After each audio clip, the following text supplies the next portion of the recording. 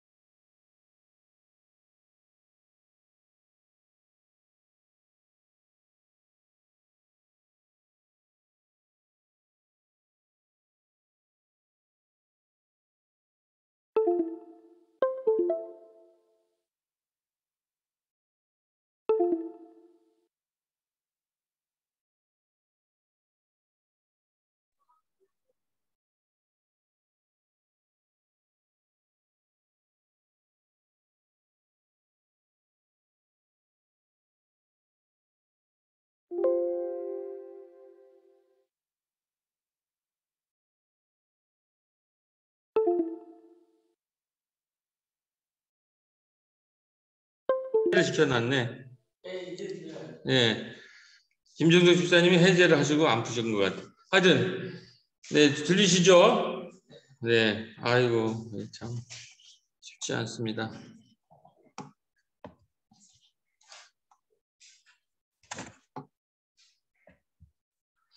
네,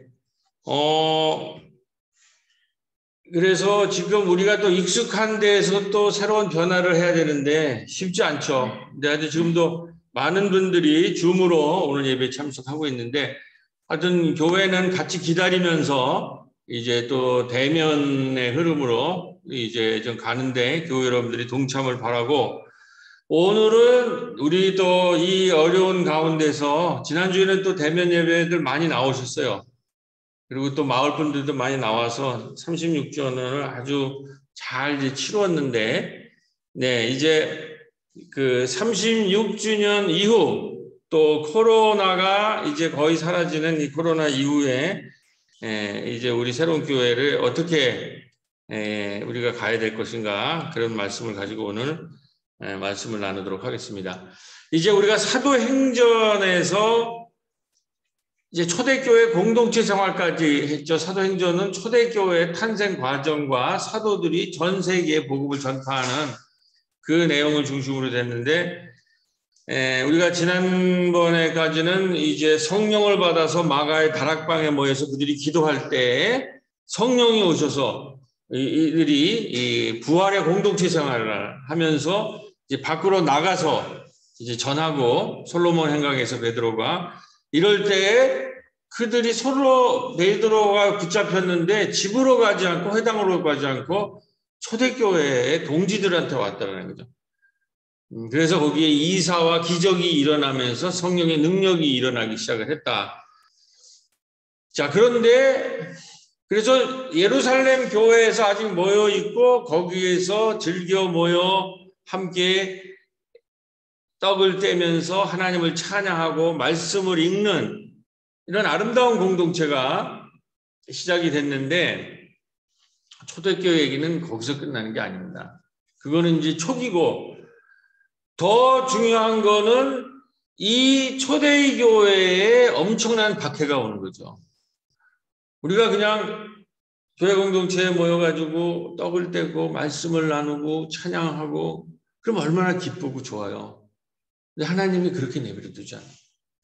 거기에 박해를 해서 그 초대 공동체를 흩어가지고 전 세계로 흩어서 예루살렘을 넘어서서 이 사람들은 지금 예루살렘에서 오랜만에 평화를 누리면서 예배를 드리고 말씀을 나누고 떡을 하는데 어떻게 보면 하나님이 왜 그러실까?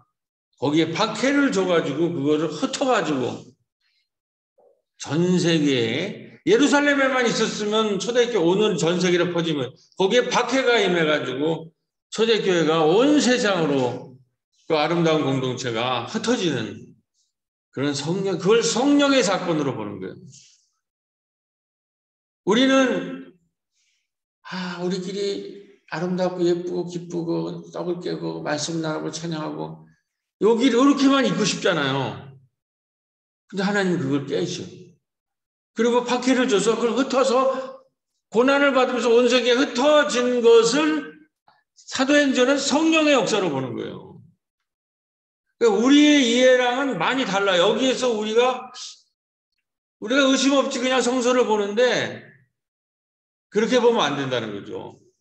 이 고난 가운데 이 흩어지고 박해받고 하는 이 가운데 성령의 역사가 뭔가를 깨달아야 되는데 이 이야기에 이 박해받고 흩어지는 것의 핵심적인 사람이 바로 스테판 집사라는 거죠.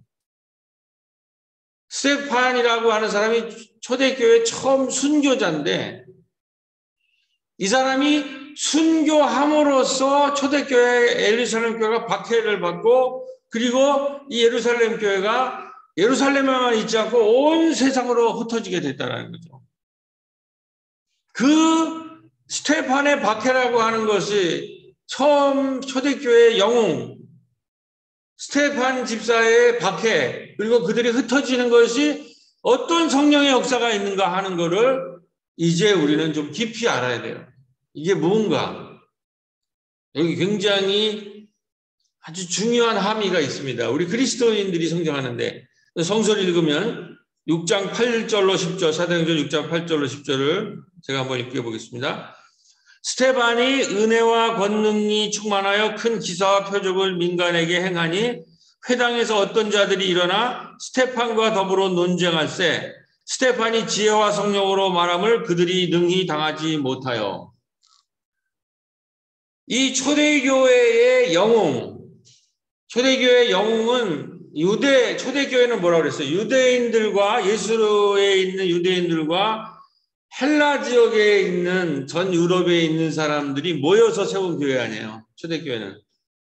그런데 이 초대교회의 영웅은 아쉽게도 오랫동안 교회에서 유대교회에 익숙하고 예수와 함께한 그 사람에서 초대교회의 영웅이 나타나지가 않아요.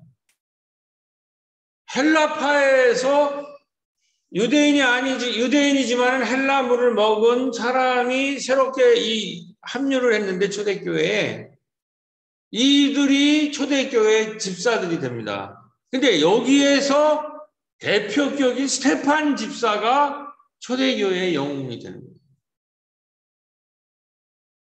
그러니까 이 사람은 유대인이지만 유대인을 넘어서는 세계적인 흐름을 갖고 있었던 거예요. 그리고 예수를 받아들여요. 그 눈으로. 그러니까 이 꼴통 보수적인 이 예수를 믿지만은 예루살렘이라는 그 유대교를 넘어서지 못한 이 사람들과 좀 다른 신앙을 갖고 있는 사람들이에요. 그래서 이 사람이랑 이제 토론을 하고 논쟁을 하는데 당시에는 유대인들이 중심이 될까? 유대인은 회당 사람들이랑 논쟁이 붙은 거예요.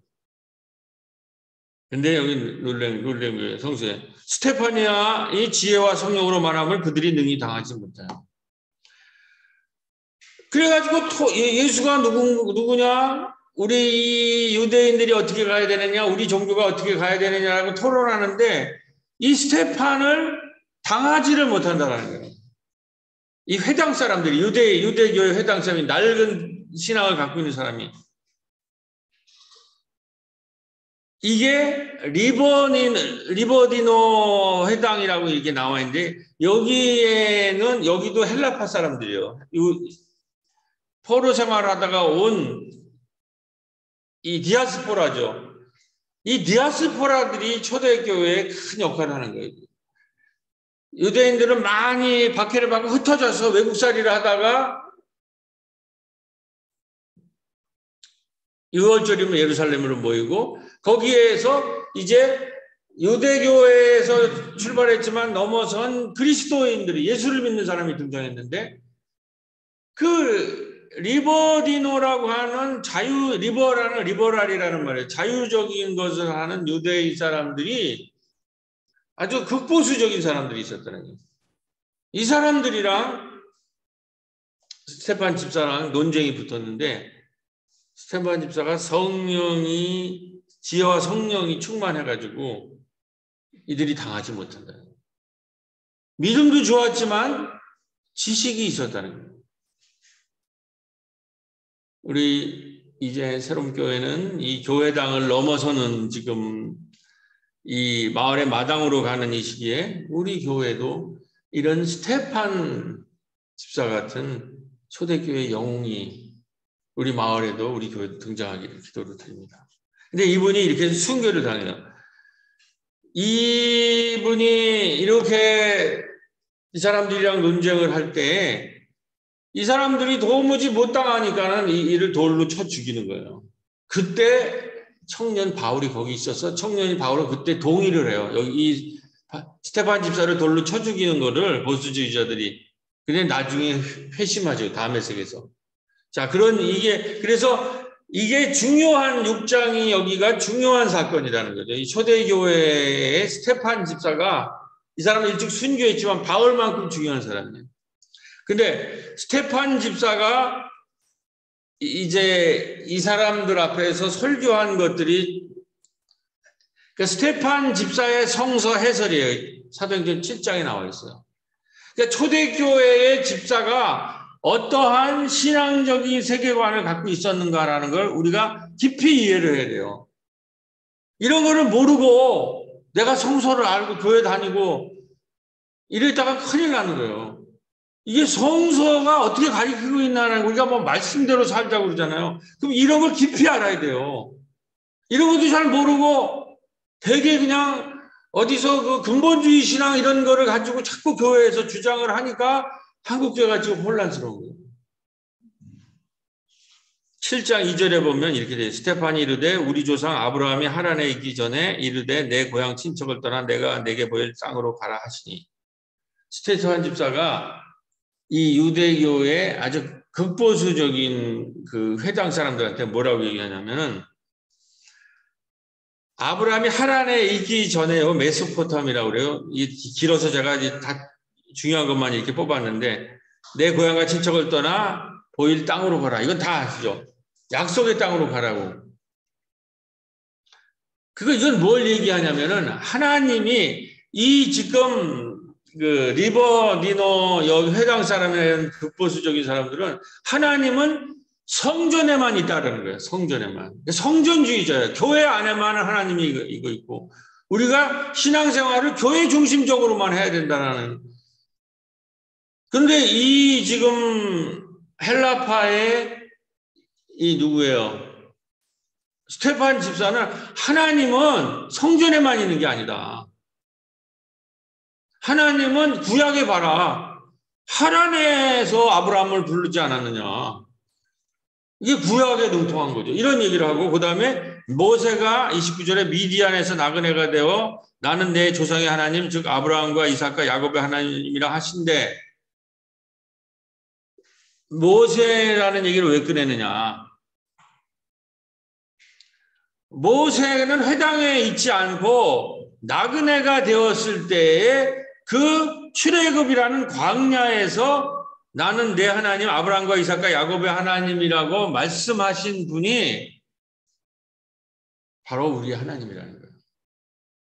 이런 역사적 근거를 가지고 이 회당에 이 낡은 신앙을 지금 부시는 거예요.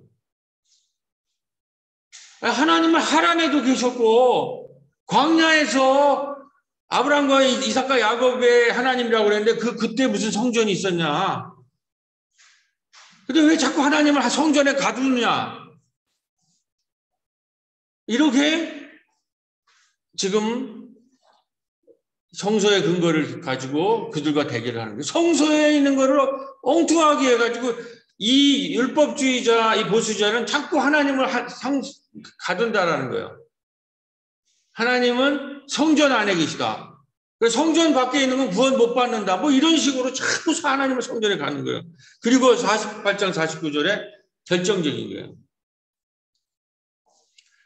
그러나 지극히 높으신 이는 손으로 지은 곳에 계시지 아니하시나니 선지자가 말한 바 너희가 나를 위하여 무슨 집을 짓겠으며 나의 안식할 처소가 어디냐. 이건 결정적인 거죠. 하나님은 우리가 지은 사람이 지은 그 성전에 계시지 않는다라는 거예요. 너희가 나를 위해서 무슨 집을 짓겠느냐. 너희들이 만든 성전에 갇혀있는 분이 하나님, 우리 하나님이 아니라는 거예요. 하나님은 성전뿐만 아니라 성전을 넘어서 온 우주에 하란에도 계시고 미디안 땅에도 계시고 출애굽의 광야에도 계시고 이런 하나님을 자꾸 성전에 가두려고 하면서 51절에 뭐예요? 너희도 너희 조상과 같이 항상 성령을 거스리는도다. 이렇게 하나님을 성전 안에 가두는 것이 바로 성령을 거스린다는 거예요. 이 지금 성령의 시대가 왔잖아요. 이 성령 받은 사람 아니에요. 성령의 지혜로 말한다는 거. 그리고 이 유대인들이 한 거를 아주 혹독하게 비판해요. 너희 조상들이 선지자들 중에 누구를 박해하지 아니하였느냐? 이제 너희는 그 의인을 잡아 준자여 살인하는 자가 되나니 스테판이 순교하다. 스테판이 이렇게 하나님은 성전을 넘어서 하란에도 계시고 미디안에도 계시고 광야에도 계시고 그리고 온 역사와 온 우주의 신이라고 하는 그리고 우리들이 지은 그 성전에 갇혀있는 분이 아니라고 얘기를 하는데 너희들은 그러한 성전을 넘어서서 움직이시고 새로운 역사를 하시는 그 하나님에 대해서 늘 거역을 한다는 거예요. 그리고 성전 중심으로 모든 신앙생활을 하려고 그러고 성전 밖에서 역사하시는 하나님을 얘기하면 그들을 핍박하고 그들을 박해하는 거예요. 그래서 십자가에 매달아 죽은 사람이 누구예요? 예수 그리스도를 회당 밖에서 마을에서 활동한다고 잡아서 죽인 사람들이 바로 너희들이라는 게 성전주의자들. 우리 예수 믿는 사람은 그런 성전 안에 갇혀있는 하나님을 믿는 사람들이 아니다라는 거를. 근데 이게 다 성서에 근거가 있으니까 이걸 반박을 못하는 거예요. 그러면 그들이 음모를 만들죠. 지금 우리나라에서도 이런 게 횡해요. 실력이 없으면 거짓 뉴스를 만들어가지고 그 사람들 올가매가지고 법이나 뭐 이런 걸로 해서 이 순교를 당하는 거예요. 이게 예수님 이후에 처음 예수님 순교당했고 스테판이 지혜와 성령으로 능히 당하지 못했느냐 다시 한번 요구하면 아브라함을 하란에서 부르셨다는 거, 모래 출애굽에서 부르셨다는 거, 지극히 높으신 이는 손으로 지은 곳에 계시지 아니하다는 거. 이는 다시 말하면 하나님은 예루살렘과 성전에만 계시지 않는다는 거. 예루살렘에만 하나님 중심주의, 예루살렘만 우리 하나님이 있다는 것이 뭐 그게 유대주의예요. 스테판, 예수에 의해서 그리고 스테판 집사에 의해서 이게 깨지는 거예요. 이 유대 종교라는 게 유일신이라는 사상이 얼마나 강고하는 거예요. 거기에 예수님과 스테판 집사에서 이게 무너지는 거예요. 그러면서 스테판 집사가 강조하는 것, 예수님이 성전을 보고 뭐라고 했어요? 마지막에 내가 저 성전을 부시고 사흘 만에 다시 짓겠다고 그래요. 내 몸으로. 하나님은 성전에만 계시지 않는 예수님은 누구예요? 예수님이 하나님 나라라는 것은 예수님은 우리가 만든 성전에 갇혀있는 분이 아니라 유대인들을 구원할 뿐만 아니라 이방인을 구원하는 하나님 나라라는 거를 성전보다 훨씬 큰 하나님 나라 운동을 한 사람이에요.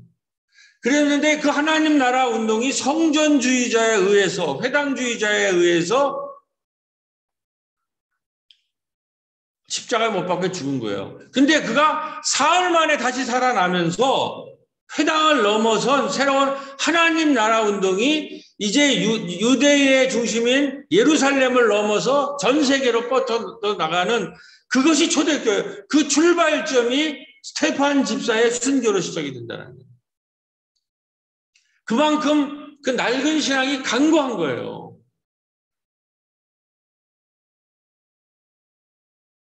그래서 스테판 집사가 얘기하는 건 예수님이 반성전주의의 말씀을 기억하라는 거예요. 예수님의 메시지가 유대인들한테 대한 핵심적인 것은 반성전주의. 성전에 갇혀서는 안 된다, 우리의 신앙이. 우리가 이거를 깊이 이해하지 못하면 성서를 이해한 게 아니에요. 이런 걸 신학이라고 얘기하는 거예요. 우리가 교회당에서 열심히 떡을 떼고 찬양하고 말씀을 나누고 하지만 여기에 갇혀서는 안 된다라는 얘기예요. 그래서 그 아름다운 예루살렘 공동체, 우리가 보기엔 그게 가장 그거를 하나님이 거기에 박해를 줘요. 그래가지고 그들은 흩어져서, 그러면서 그들이 그래서 유대의 그 예루살렘 공동체는 무너지면서 밖으로 흩어진다는 거예요. 그러면서 초대교회가 등장하는 거예요. 예루살렘 밖에 안디옥, 이제 쭉 하겠지만 빌립보, 유럽 땅까지 전 세계로 퍼져나가는 거예요. 스테파지 하고 싶었던 핵심 말씀은 초대 예수님의 반성 존중이 잊지 말고 예루살렘을 넘어 예루살렘을 떠나서 이방 땅으로 흩어져야 된다라는 얘기예요. 근데 우리가 여기서 깊이 이해해야 될 게 있습니다. 여기 한 줄로 되는데 이게 어마어마하게 중요한 거예요. 8장 1절에 보면 박해를 받고 흩어지는 걸 이렇게 묘사했어요. 예루살렘에 있는 교회에 큰 박해가 있어 사도 이외에는 다른 유대와 사마리아 모든 땅으로 흩어지니라. 이거를 보면 흩어질 때에 사도들은 예루살렘에 남아있어요. 그런데 초대교회 디아스포라 집사, 스테판 집사, 빌립 집사를 중심으로 한 이 헬라계 집사들을 중심으로 이방으로 흩어진 거예요. 그러니까 초대교회에서도 아직 유대교회의 성전신학, 회당신학을 완전히 넘어서지 못한 사람은 건물 중심으로 유대 땅에 남아있고 싶어 했어요. 왜냐하면 자기가 몇천 년 동안 가지고 있는 신앙이 그 신앙이니까. 그런데 여기 묘사를 하면 사도들은 아무래도 자기들이 세운 거니까 공동체니까 그 건물을 지키고 싶었겠죠. 그래서 사도들은 남아있는 거예요. 그리고 스테판 집사를 중심으로 한 7 집사를 중심으로 이방 땅으로 새로운 또 길을 또 떠나는 거예요. 나그네 길을. 이게 신앙입니다. 어디에 정주하지 않고 늘 새롭고 늘 새로운 하나님이 가라고 하는 새로운 가나안, 새로운 약속의 땅으로 떠나는 거예요. 그 아름다운, 분명히 예루살렘 교회는 아름다운 게 있잖아요. 2장에 떡을 떼고 말씀을 나누고 찬양을 하고, 그런 아름다운 그 공동체를 어떻게 하고 그것이 어떻게 되는가, 어떻게 또 떠나느냐. 그런데 여기에 나중에 또 다시 한번 얘기하겠지만은 누가가 이거를 묘사하는데, 저도 어떤 신학자가 그거 하는 거를 보고 그 힌트를 얻어서 오늘 설명하는데, 여기 누가의 고민이 있는 거예요. 누가의 이 사도행전은 성령 행전 아니에요?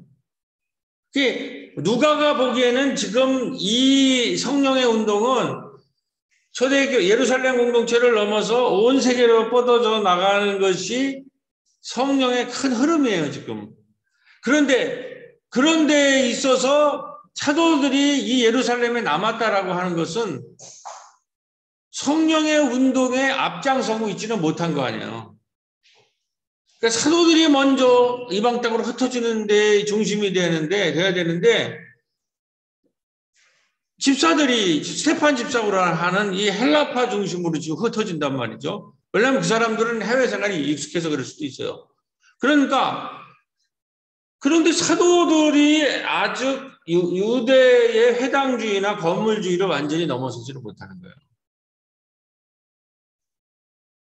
그러한 누가가 그런 의식을 갖고 있었지만, 누가가 이거를 묘사할 때 굉장히 이제 조심하는 거를 우리가 볼 수 있습니다. 누가가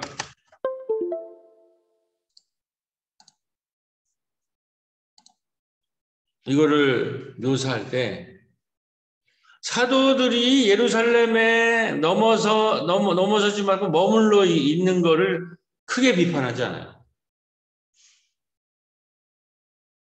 그러니까 그 신학자가 이렇게, 누가가 보기에는 성령의 운동은 지금 건물을 넘고 예루살렘을 넘어서 이방 땅으로 흩어지면서 성령의 역사 따로 들불처럼 이방 땅으로 먼저 나가야 되는데, 누군가는 예루살렘 땅도 지켜야 된다는 거예요. 그 건물을 지키는 사람.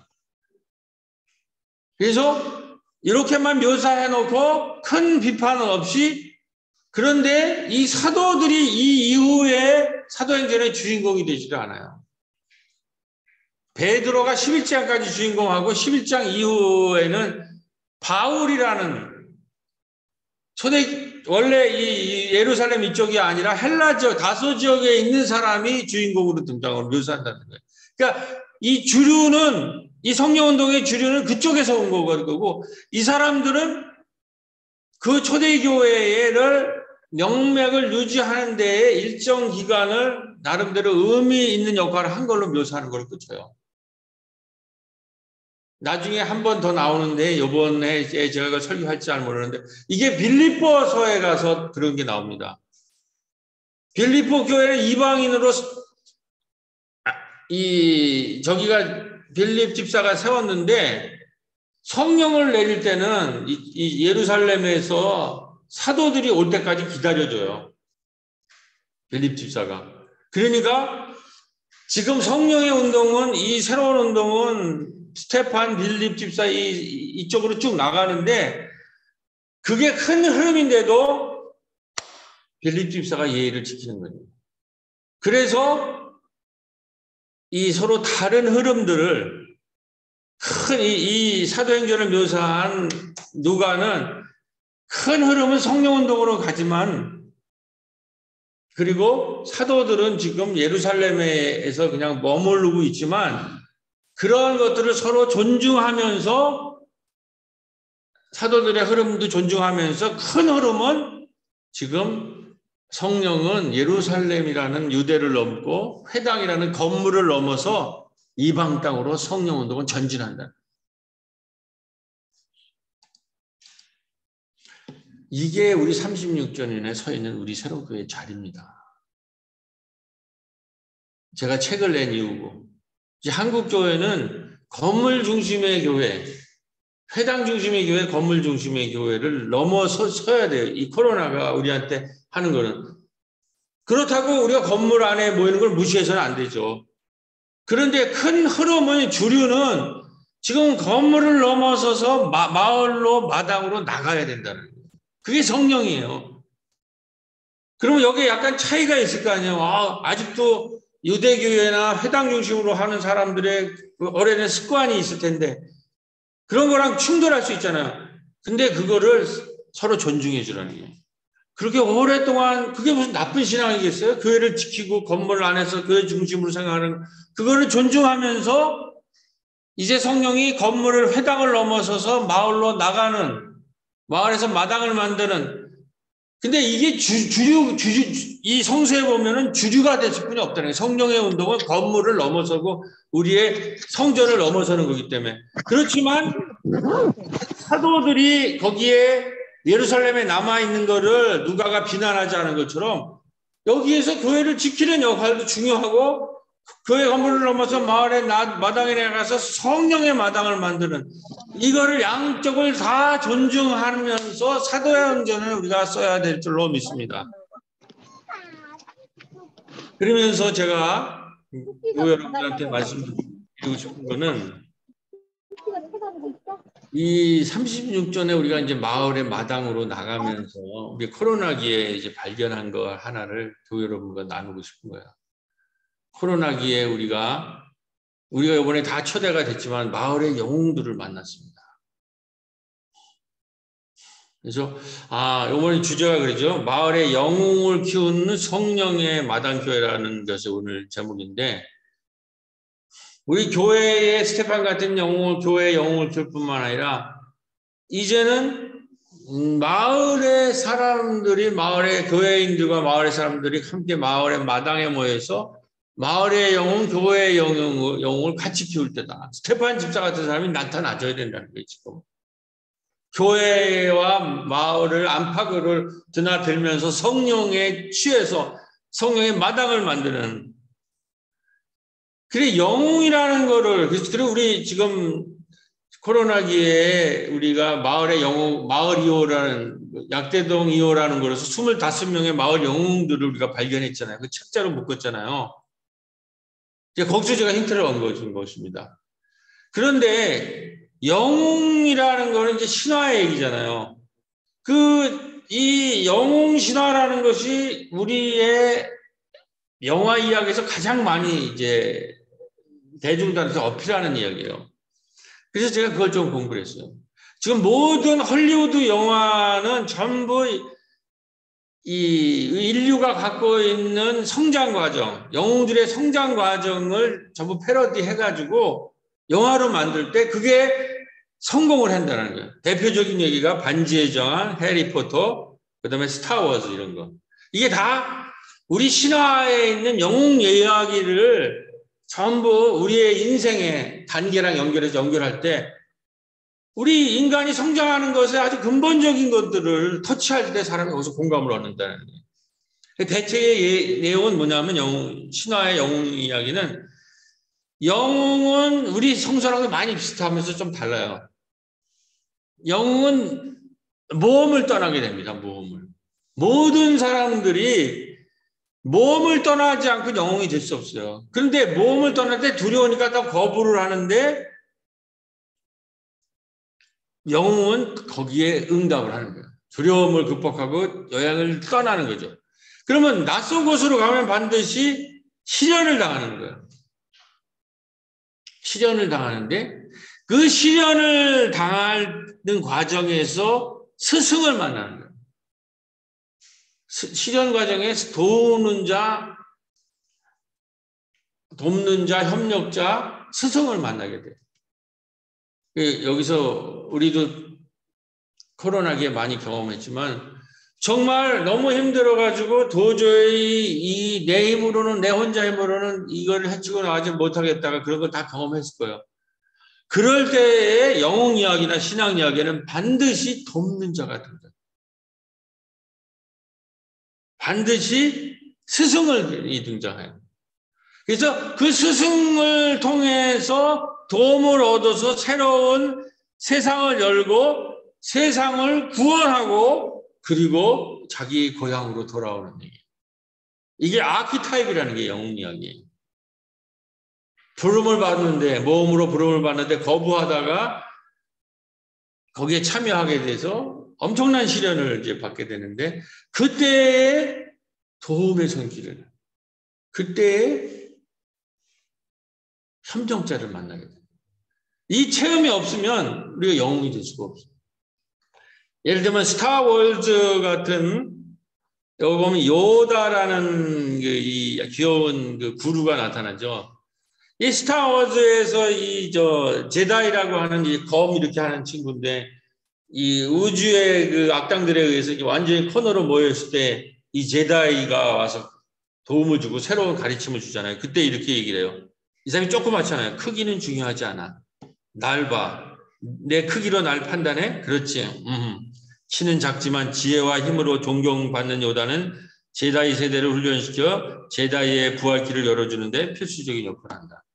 이 요다, 이런 사람이 이제 등장하는데 우리 성서에는 어떻게 있어요?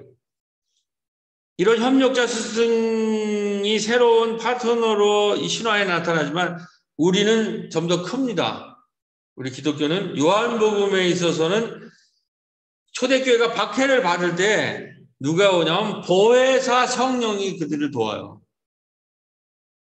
우리도 너무 힘들어가지고 도저히 길이 안 보이는데 그때 보혜사 성령이 뭐예요? 너를 박해할 때 너는 네가 말할 거는 보혜사 성령 내가 준비해 준다.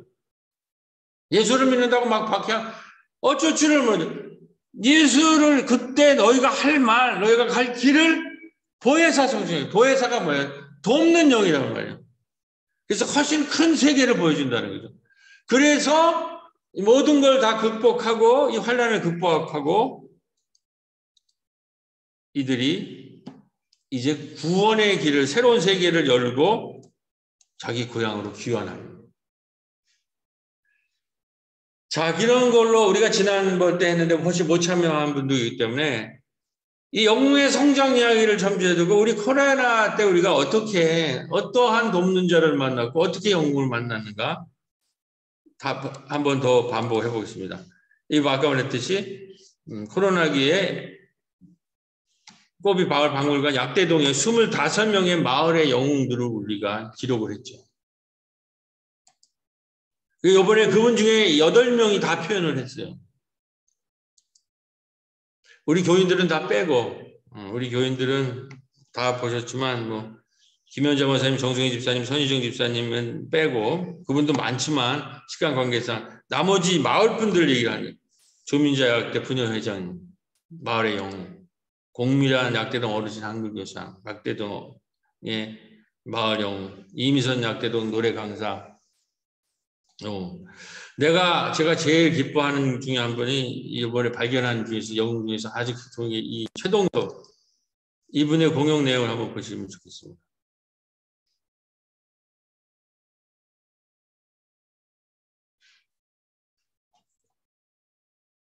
집사님이 안내를 받아서 한 달에 한 정도씩 이렇게 하는 게 아닌가요? 1, 2, 3, 4. 제 앞에 계신 안내 집사님이 안내를 받아 한 자리에 한 분씩, 두 분, 세 분, 네 분, 가득 앉아 계신 여기를 교회입니다. 자, 예배 좋습니다. 마을교실 좋습니다. 노래교실 좋습니다. 한글교실 좋습니다. 고비식당 좋습니다. 영화제 좋습니다. 좋습니다. 이것은 어디라고요? 교회입니다. 아니, 이 마을 예술인이 이렇게 우리 교회를 뭐 영화제 좋습니다. 뭐 한글교실 좋습니다. 이거는 우리가 이제 전도 도구가 되는 거예요. 제가 이거 지금 유튜브에 올려가지고 곳곳에 이런 거를 지금 교회를 넘어서서 마을 사람들이 우리를 증언해야 돼요. 우리가 우리를 증언할 수 없어요. 근데 이분이 내가 놀란 거는 뭘 가지고 이걸 했냐면 이게 지금 그 180마리를 자랑하는 이 지금 대한민국 비정규직 알바생이 자기의 작업 현장을 아마존이라는 곳에서 청년들이 그 고객에 대해서 하는 그 소울리스 자랑, 영혼 없는 자랑 이거를 패러디한 거더라고요. 한번 잠깐 보시겠어요? 시간 없지만 조금만 맛만 보시고 집에서 보세요. 아주 저도 이거를 패러디한 거예요, 이게. Dad, I'm working. Is your new laptop not powerful enough? Oh, it's 광고입니다. powerful. 죄송합니다. How about 내 앞에 있네. 난 내 공장이 안 내려가다 한 자리에 드듯이 반볼때 예쁘니까 머리 잡습니다. 옷도 잡습니다. 신발 잡습니다. 양말까지 잡습니다. 옷머리 신발 양말 다 잡습니다. 너네 잡고 내만 많이 여기는 남아줘나 전주를 좋은 노래 잡고 미만 많이 여기는 남아줍니다. 하늘이 이들을 넉대 예술 그러한 일등의 꽃들이 가고 하늘이 이들을 넉대 예술 자리 다 잡습니다. 머리 옷 신발이 양말이 다 잡습니다. 머리코 신발 머리코 양말 옷머리 신발 양말 머리 다 잡습니다. 잡습니다. 앉아 언니 여기는 아마 좀 나가는 책은 왼쪽에도 있죠. 오마지는 것도 왼쪽. 네, 이 정도만 보고 나머지는 가만 있어봐 이게 또. 네. 그리고 그 외에 부녀장님들이 영웅으로 등장을 했고, 그 다음에 이제 또 오는 거는 우리 또 이제 지방선거 때 정의당 분들이 오셨는데 3주 연속 와셔서 우리 정승희 사회보시집사님 특별한 순서를 주셨어요. 나 참 이게 그래서 이 순서인데 원래는 없었던 건데 그 페이스북에 초대해 주셔서 감사합니다. 마을 공동체를 만드시느라고 지역에 깊게 뿌리 내리신 목사님과 새롭게 정성이 진하게 느껴지는 자리였습니다. 정의당이 배워야 할 보석 같은 교훈입니다. 지역에 뿌리 내리는 진보 정당으로 거듭나겠습니다. 그래서 저랑 권사님이랑 다음 주에 식사를 하기로 했습니다. 그래서 여기에 우리가 함께 기도해 주시죠. 성령의 역사가 일어날 줄로 믿습니다. 이제 이것이 건물을 넘어서는 거예요. 건물을. 그래서 마을에 마당을 만드는 거예요. 그 다음에 이제 우리 또 약대동의 영웅, 오늘 지금 들어와 계시죠? 그날 또 와서 하면서 이렇게 앞에 이게 이렇게 딱 하니까 이제 건물 앞에 새로운 교회가 조그맣게 잘 보이고, 그다음에 숲이 하고 본당 있고 1층 있고 2층을 아주 뭐 이번에 운영위원회에서 기가 막히게 색깔을 여성들이 하니까 잘 꾸며놨더라고요. 제가 그래서 사진 찍었는데 지금 조회수가 엄청나요. 거기에 밑에다가 뭐 댓글도 올리고. 그러니까 우리가 이제 이런 얘기를 해야 됐다는 거예요. 우리 안에서만 얘기하는 게 아니라 하여튼 그래서 그날 이제 오지는 못했지만 보도 자료를 통해서 우리 교회를 취재한 그 예장 뉴스에서 이렇게 썼습니다. 이걸 제가 마무리하고 기도를 하도록 하겠습니다. 이번 삼시 창립 36주년을 맞으면서 준비한 책자 또한 함께 사역한 이들과 같이 참여한 것이 새롭다. 규모는 작지만 평신도들을 동역자로 세워온 목회자다. 새로운 교회 역사 가운데 중요한 일꾼은 모두 지역 출신들로 이제 교회의 중요한 사역자들로 협동하여 나아가고 있다. 이제 은퇴를 준비하면서 새로움의 사역이 평신도 지도자들을 통하여 지속적으로 이어가길 소망한다. 끝으로 새로운 교회 36주년 창립 예배 시 교인들과 함께 드린 공동 기도문을 소개한다. 지난주 거를 소개하고 이제 오늘은 이번 주 우리가 다 같이 기도하심으로써 오늘 말씀을 마무리하도록 하겠습니다. 빨간 거를 교회 여러분들이 하시면 됩니다. 다 같이 기도하시겠습니다. 주님, 지난 코로나 기간 동안 우리는 그 코로나를 건강리도, 생태리도, 문화예술 활동으로 거뜬히 이겨내며 약대동 마을의 영웅들을 만났고 36주년을 맞이하여 이 모든 활동들이 약대동의 성령의 마당으로 부활하는 것을 함께 경험하고 있습니다.